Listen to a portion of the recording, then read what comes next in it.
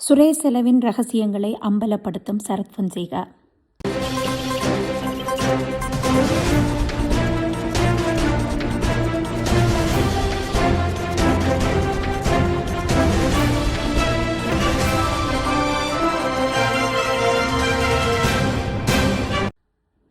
Easter குண்டு தாக்குதல் வழக்கு விறுவிறுப்பாக நடைபெற்று வருகிறது. அதன் ஓர் அங்கம்தான் அரச புலனாய்வு சேவையின் முன்னாள் தலைவர் சுரேஷ் செலவின் கைது.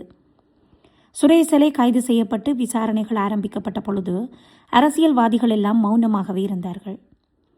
அரசியல்வாதிகளைப் போலவே அவரது குடும்பமும் மௌனமாக இருந்தது. பலத்த பாதுகாப்புடன் இருமுறை நீதிமன்ற படியேறியிருப்பார் சுரேஷ் செலை. அதன்பின் விசாரணைகள் நடைபெற்று வந்தன. இந்நிலையில் முன்னாள் ஜனாதிபதி கோட்டபாய ராஜபக்ஷ உட்பட 3 பயண தடை அறிவிப்பை நீதிமன்றம் அறிவித்தது. அறிவிப்பு வெளியான சில மணி நேரத்தில் புற்றில் இருந்த பாம்புகளைப் போல் அரசியல் தலைவர்கள் வீதிக்கு வந்துவிட்டார்கள். காரணம், சலே மௌனம் கலைத்ததால் தான் கோட்டபாயாவுக்கு பயண தடை என்ற கோணத்தில் வீதிக்கு வந்தவர்கள் பேசத் தொடங்கிவிட்டார்கள். முதலில் சுரேஷ் செலவின் மனைவி தன் பக்க நியாயத்தை வெளிப்படுத்தியிருந்தார். என் கணவர் 6க்கு 10 என்ற ஒரு சிறிய அறையில் எலிகள் எல்லாம் ஓடி திரியும் இடத்தில் வைக்கப்பட்டிருக்கிறார். அவரிடம் பெரிய அளவில் விசாரணைகள் நடத்தப்படுவதில்லை. இரவில் அவரை நிர்வாணப்படுத்தி கைக்கு விலங்கிட்டு சித்திரவதை செய்கிறார்கள். என் கணவரை பழிவாங்க தற்போதைய குற்றப்புலனாய்வு பிரதானி ஷானி நடத்தும் நாடகம் இது என்றார். யாரும் இதை நம்பவில்லை. இதனை அரசு தரப்பு சட்டத்தரணிகளோ குற்றப்புலனாய்வு திணைக்களமோ ஏற்றுக்கொள்ளவில்லை. அதன்பின் அவரது மகன் பொதுவெளிக்கு வந்தார். என் அப்பா உடல் ரீதியாக இல்லை, உள ரீதியாக சித்திரவதைக்கு உட்படுத்தப்பட்டு வருகிறார் என்றார். அவருக்கு ஒழுங்கான தூக்கம் இல்லை, சாப்பாடில்லை என்று இன்னோரென்ன காரணங்களை பொதுவெளியில் அடுக்கினார். யாரும் கண்டுகொள்ளவில்லை. இவர்களுக்கு அப்பால் சுரேஷ் செலவின் தாயார் வீதிக்கு வந்துவிட்டார்.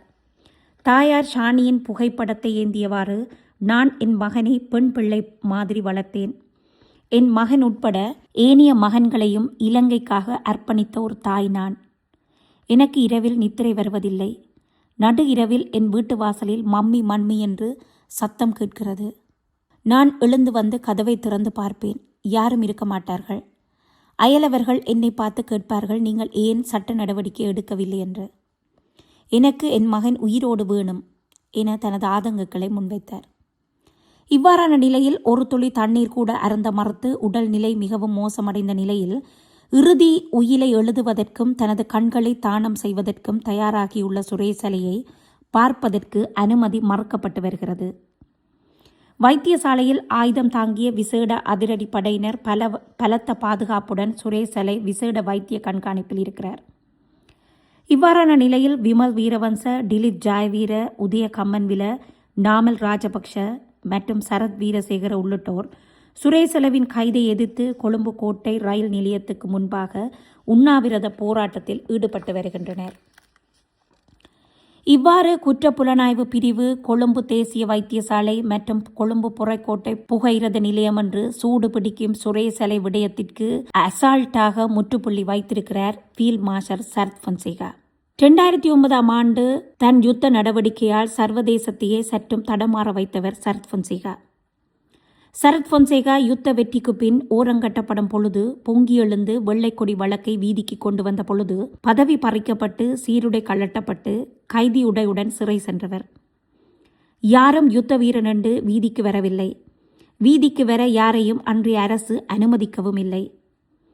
யுத்த வீரனையும் அவரது கர்ஜனையையும் சிறைக்கூடத்துக்கு பின்னால் கையறு நிலையில் விட்டவர்களுள் சலையும் ஒருவர்.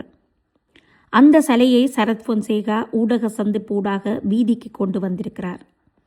அதாவது, யார் சொன்னது புலிகளை அழித்த பெருமை சலைவுக்கு இருக்கிறது என்று? அது முற்றிலும் தவறானது. நான் இறுதிப் போரின் கட்டளை தளபதி. நான் தளபதியாக இருக்கும் பொழுதே சுரேஷ் செலே மற்றும் கபில ஹெந்த விதாரணே ஆகியோரை புலனாய்வு பதவியில் இருந்து தூக்கி எறிந்து விட்டேன். வடக்கு கிழக்கில் புலிகளுக்கு எதிராக நடந்த எந்த ஒரு செயற்பாட்டுக்கும் இவர்களுக்கும் சம்பந்தமே இல்லை. கொழும்புக்கு அனுப்பி வைக்கப்பட்ட பின் கோட்டபாயாவுக்கு வலது இடது கைகளாக இருவரும் செயற்பட்டவர்கள். இது தெரியாமல் இவர் ஒரு இராணுவ தளபதி, போரை வெற்றி கொண்டவர், இவரால் தான் போர் வெற்றி பெற்றது, இவரை கைது செய்து சித்திரவதைப்படுத்துகிறார்கள் என்ற பிம்பத்தை இன்று தென்னிலங்கையில் அரசியல்வாதிகள் ஏற்படுத்தி வருகிறார்கள். ஆனால் சலேயால் எமக்கு எந்த பிரயோஜனமும் இல்லை. சலே கொழும்புக்கு பொறுப்பாக இருந்தும் எந்தவித பிரயோசனமும் இல்லை. காரணம், சலே காலத்தில் புலிகள் தெற்கில் இராணுவ தலைமையகம் மீது தாக்குதல் நடத்தினர். இது புலனாய்வு கட்டமைப்பின் மிகப்பெரிய தோல்வி. ராஜபக்ஷக்களின் தனிப்பட்ட தேவைகளுக்காக பயன்படுத்தப்பட்ட ஒருவரே சுரேஷ் சலே. போருக்கு பின்னர் தான் சுரேஷ் சலேவுக்கும் பிள்ளையான் மற்றும் சஹரான் ஹாசிம் குழுவுக்கும் உள்ள நெருக்கம் கூடுகிறது. போர் முடிந்த பின் இந்த குழுக்களுக்கு சம்பளம் கொடுத்து வைத்திருப்பதன் நோக்கம் என்ன? இவர்களை தேவைப்படும் பொழுது பயன்படுத்தலாம் என்பதற்காகவே தவிர வேறொன்றும் இல்லை. ஈஸ்டர் குண்டு தாக்குதல் மட்டுமன்றி 2010ஆம் ஆண்டு தேர்தல் காலத்தில் மக்களை பயப்படுத்துவதற்காக கிழக்கு மற்றும் வவுனியாவில் ஒரு குண்டு வெடிப்பு நடந்தது. அதுக்கும் சலேதான் காரணம். சுரேஷ் சலே டொய்லெட் போவதாக இருந்தாலும் கோட்டபாய ராஜபக்ஷவின் அனுமதியுடன் தான் செல்வார். எனவே ஈஸ்டர் குண்டு வெடிப்பில் நேரடியாக சலே தொடர்பு பட்டிருப்பாராயின் கோட்டபாய ராஜபக்ஷதான் இந்த குண்டு வெடிப்பின் மாஸ்டர் மைண்ட். ஏனென்றால் அவருக்குத்தான் சலே இந்த காரியத்தை செய்திருப்பார். கோட்டபாயாவுக்கு தெரியாமல் சலே எதனையும் செய்ய மாட்டார். எனவே சலேயோடு மினக்கிடாமல் கோட்டபாயா கைது செய்யப்பட வேண்டும்.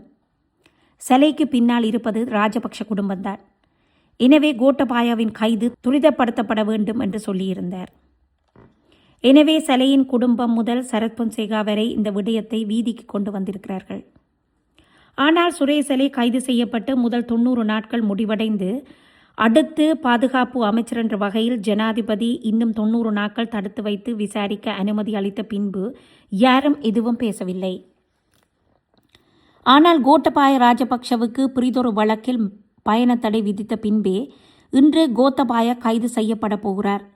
சுரேஷ் சலேவுக்கு அடுத்தது கோட்டாதான் என்று கதைகள் பரப்பப்படுகின்றன. இவை எவ்வாறாக இருந்துவிட்டு போகட்டும். விசாரணைகள் வீரியம் பெற்றுவிட்டன. விசாரணைகளுக்கு ஆதரவு கொடுத்து ஈஸ்டர் குண்டு தாக்குதலுக்கு நீதியை எதிர்பார்ப்போம். சட்டம் தன் கடமையை செய்யட்டும்.